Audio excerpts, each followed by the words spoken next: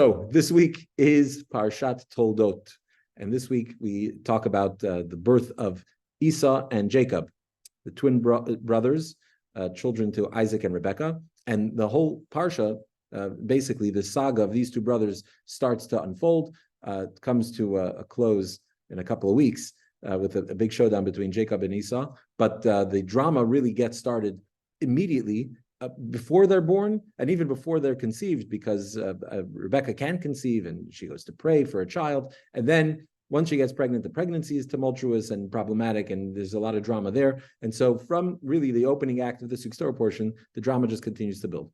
The broad strokes of the story are that they have these twin children. They couldn't be more different than each other. Jacob is righteous and sits and studies all day, and he's sort of segregated from the world, just busy serving God and praying and studying. And Esau is a man of the field and a man of the people. He's out and he's about, and he's an entrepreneur, and and he also really takes a different path in life, not a life of tradition that he learned in his father and grandfather's home, but really charts his own path of might and conquest and deceit and violence. And that's what he had: idolatry, all the good fun stuff. So they couldn't be more different than each other, these twin brothers. And then what happens is we find that Isaac is nearing death. It's towards the end of his life. He wants to bless his son Esau, who's his firstborn, his oldest, and he sends him out to the field to go bring him some food, and he's going to have dinner. And after eating, he was going to bless him.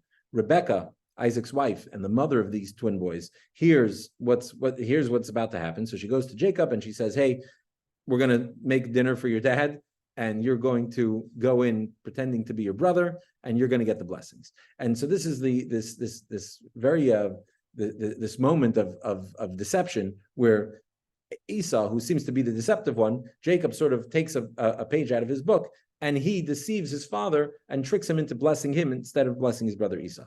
And this sets the backdrop for this rivalry that then ensues between these two brothers, where Esau doesn't forgive Jacob for taking his blessings, cheating him out of his blessings. He wants to kill him. And in this week's Torah portion, we find that Jacob has to run away. It ends sort of on a cliffhanger with Jacob having to run away from his brother who wants to kill him. But I want to talk about the Esau's deceit for. That's what we'll focus on today. See, there are two kinds of evil. There's a brazen evil that's out in the open, and there's an evil that is a deceitful evil, one that is conniving, one that is misleading, one that presents itself differently. And we find, interestingly, there's a teaching in Kabbalah that there's the difference we find between Jacob and his interaction with his father-in-law Lavan, who we're going to learn about next week, and his dealings with his brother Esau, where we find that Jacob spends 22 years dealing with his father-in-law Lavan. Lavan was a deceitful person. He was he would trick people, and he was conniving and untruthful. And Jacob, in order to deal with him and to deal with that evil of his father-in-law, it takes time. Whereas Esau and Jacob, we see in their interactions that it's very straightforward. Esau doesn't hide the type of person he is to his brother Jacob. He's very forthright and upfront with him about how he's chosen a different path in life. And we find that in the end, in a couple of weeks, when Jacob and Esau get back together, as Jacob comes back from his father-in-law's home, heading back to the land of Israel, we find that they get together, and in one day, all their problems are resolved and put behind them. So what takes Jacob to overcome with his father-in-law, it takes him 20 years, more than 20 years, with his brother Esau, they resolve it in a day. And this speaks to this idea of different types of evil. When there's an evil that is upfront and apparent, it's easy to deal with. You can engage with it, deal with it. It's out in the light of day, it's out in the open. You can deal with it and you can move on. But it's when there's evil that is hiding and dressed up and disguising itself not as evil, so that becomes something that becomes more problematic, something you have to deal with. What's interesting is that we find that Esau, while he presents himself one way to Jacob, in contrast to Jacob's father-in-law Lavan, he presents himself as being outright proudly evil. To his father, it's a different story.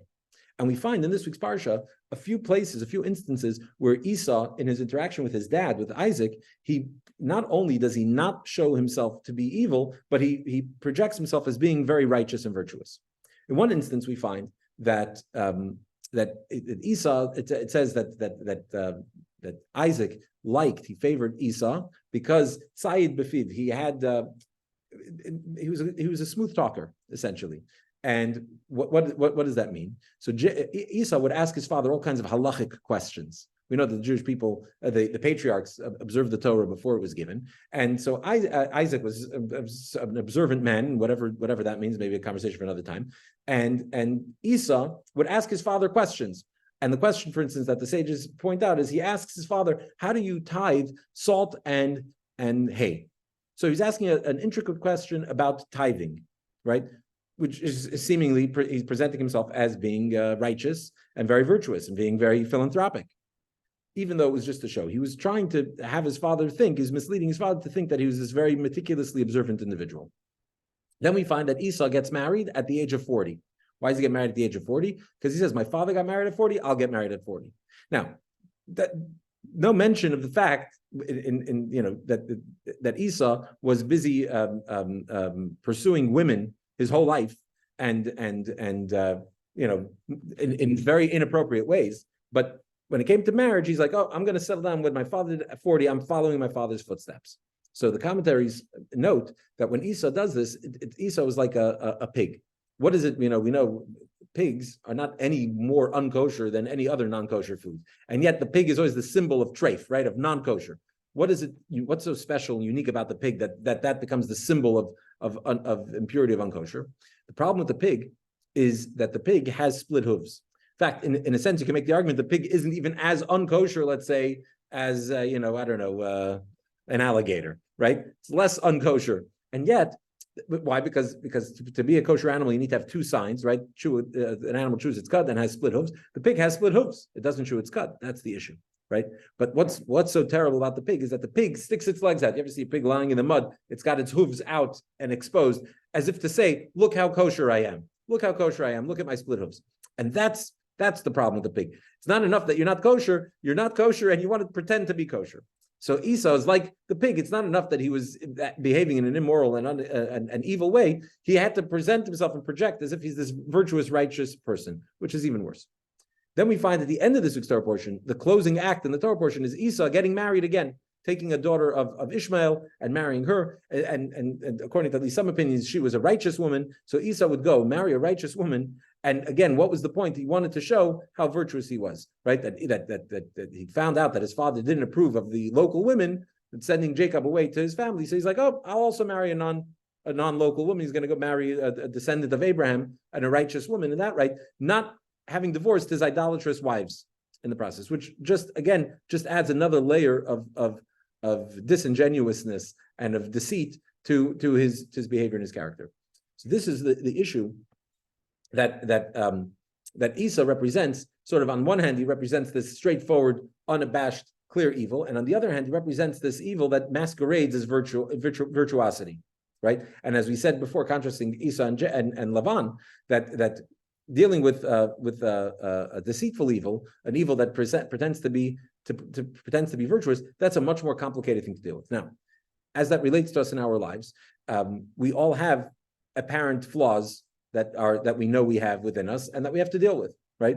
But then there are things that are more subtle, things that are not so apparent, and things that we justify, certain bad behaviors that we have, and we justify them, and we say that we might even go so far as to say they're actually a mitzvah, where we kind of invert it completely and say it's actually a good thing that we do. And that becomes a much harder thing to deal with. When we can recognize that we've done something wrong, inappropriate, it's a lot easier to apologize, to atone for it, to ask for forgiveness, and to move on. It's when we convince ourselves that the bad things that we did are really good things, that's where it becomes complicated. And certainly, I think this is timely, not just as we turn it into our own selves, we put a mirror to ourselves and ask ourselves, where do we see these two faces of evil within ourselves, and really taking the time to deal with the more complex and complicated one, but we see it also play out in the world. And I think today, in a sense, where we're seeing evil rear its head very, very openly.